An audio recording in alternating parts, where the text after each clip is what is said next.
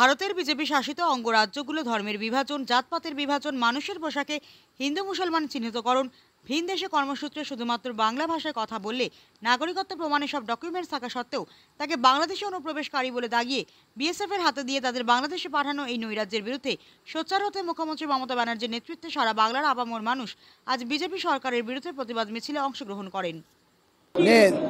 देखिए, ये तो एक जेन्युइन जो मुद्दा, ये मुद्दा हर एक हिंदुस्तानी जो हिंदुस्तान में जन्म लिया है उसको जो परिचय पत्र है उनको विदेशी तकमा लगा में उनको वोटर लिस्ट से नाम बांट देना, उनको देश से पुशबैक करके भिन्न देश में भागाना, ये कोई संवैधानिक काम नहीं है। तो उसके खिलाफ ममता बनर्जी आज रास्ते पे है। आज बीजेपी शासित राज्यों में, विशेष करके दिल्ली में, आसाम में, जैसे बांग्ला भाषी मानुष जो वहाँ पर काम के जरिए रहते हैं, उनका बंगाल में उनका परिचय पत्र सब कुछ है, वहाँ पर भी उसको परिचय पत्र सब कुछ है। लेकिन बीजेपी गवर्नमेंट ने साजिश करके बंगाली वोटर को वोटर लिस्ट से नाम बांट देने के लिए और विदेशी तकमा लगा के उन लोगों को हैरानी में फैलने के लिए जो साजिश कर रहा है, आज उनको खिलाफ ये सभा ममता बनर्जी आवाज़ उठाया। हम लोग का पार्लियामेंट का मेंबर वो लोग दिल्ली में, आसाम में गए, जो लोग अत्याचारित हो रहा है उनको पास में साथ दिया है। और ममता बनर्जी यहाँ से आज से जो आंदोलन का आवाज़ दिया है, ये आवाज़ से हम लोग बीजेपी जो फैसिस्ट गवर्नमेंट है जिन्होंने साजिश करके गणतांत्रिक जो अधिकार उसको हरण करने के लिए, सब चुनाव जीतने के लिए जात के नाम से विभाजन, धर्म के नाम से विभाजन करके जो फायदा उठाने की कोशिश कर रहा है उनको खिलाफ हम लोग का लड़ाई सिर्फ बंगाल में नहीं है, सारा देश में जारी रहेगा। তো আমরা রাস্তায় আছি, নেত্রী ডাক দিয়েছেন, বাংলা ভাষার মানুষের প্রতি তিনি পাশে আছেন, এই বার্তা দেওয়ার জন্য আজকের এই আলাদা করে ডাক দেওয়া।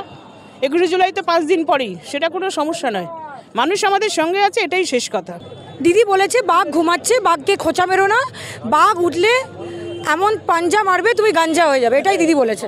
বাংলার উপরে অত্যাচার হয়, বাঙালির উপরে অত্যাচার হয়, যখন বাংলার সংস্কৃতি, ঐতিহ্য, কৃষ্টি বিপন্ন হয়, যখন আমরা মনে করি যে জাত পাত ধর্ম বর্ণ নিয়ে আবার ভারতীয় জনতা পার্টি তার যে ন্যারেটিভ, তার যে এজেন্ডা তারা বাংলায় সেট করতে চাইছে, তখনই ন্যাচারালি মমতা বন্দ্যোপাধ্যায় তো একটু আগে বললেন যখন বাংলায় বিপদ আসে তখন রাস্তায় নামতে হয়। আজকে বাংলায় বিপদ এসছে, রাস্তায় নেমেছে।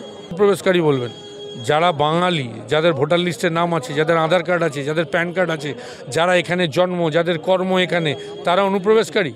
এটা তো ইচ্ছাকৃতভাবে ভারতীয় জনতা পার্টি একটা এজেন্ডা সেট করেছে, কেন তারা বাংলায় মমতা বন্দ্যোপাধ্যায়ের বিরুদ্ধে রাজনৈতিকভাবে এবং উন্নয়নের নিরিখে লড়াই দিতে পারছে না।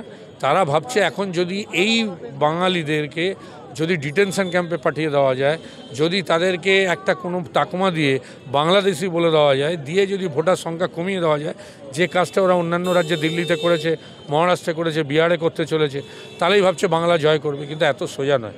এর নাম মমতা ব্যানার্জি। তো মমতা বন্দ্যোপাধ্যায়ের প্রোডাক্ট রে বাবা। মমতা বন্দ্যোপাধ্যায় না থাকলে শুভেন্দু অধিকারী এইসব বক্তব্য রাখতো কোথায়? ওর তো অবস্থা 77 থেকে 65-তে নেমেছে, আগামী নির্বাচনে 50-এর নিচে চলে যাবে। আগে ওকে কে বাঁচায় সেটা দেখতে বলুন, তারপরে তৃণমূলের কথা আমরা ভাববো। শুভেন্দু অধিকারীকে মনে করিয়ে দিন যে সীমান্ত দিয়ে কারা ঢুকবে বা সেটার দায়িত্বে সম্পূর্ণভাবে বিএসএফ আছে, এবং আগে বিএসএফের হাতে যে ক্ষমতাটা ছিল, যতটা অঞ্চল বিএসএফের আন্ডারে থাকতো সেটা পার্লামেন্টে অনেকটা বাড়িয়ে দেওয়া হয়েছে। আমার মনে হয় এখন আমি দেখে নিচ্ছি, আমার বোধহয় আগে 10 বা 20 ছিল, এখন বোধহয় 50 করা হয়েছে। তো যদি কোনো মানুষ 50 বা 10 কত হয়েছে আমি এক্স্যাক্টলি এটা বলতে পারছি না, বাট বিএসএফের পরিধিটা সীমান্তের পার্শ্ববর্তী এলাকায় অনেক বেশি বাড়িয়ে দেওয়া হয়েছে। তো সেই জন্যে শুভেন্দু অধিকারী বলছেন বলে সবসময় তার রিয়াকশান দিতে হবে তার কোনো মানে নেই। আমি ওনার বক্তব্যের কোনো রিয়াকশান দিচ্ছি না, ওনার বক্তব্যের এগেইনস্টে আমি ফ্যাক্ট যেটা সেটা তুলে ধরছি।